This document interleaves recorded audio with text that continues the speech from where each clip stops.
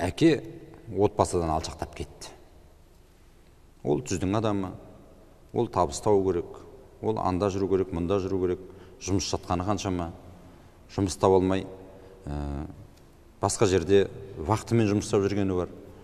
Вақтымен жұмыс жасай алмайтындары таксовать етіп жүр. Мысалы, әртүрлі жағдайлар болуы мүмкін, бірақ төрт қоласы түгел, жұмысы бар, өзі бір айына жақсы айлық алып отырған отбасылардың өздері балаларына көңіл бөлмейді. Қазір оның үстіне тағы бір індет келе жатыр. Біз ақылы мектептің мойнына мініп бастадық. Ай сайын 120 мың, 180 мың ақша береміз де, ол бала үйге келіп, үй тапсырмасын орындамайды.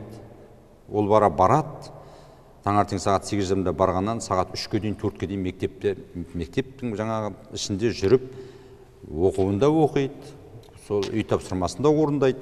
Бір сөзім айтқанда, біздің баламыз үйімізге тек ұйықтауға келіп жүр, тамақ ішумен.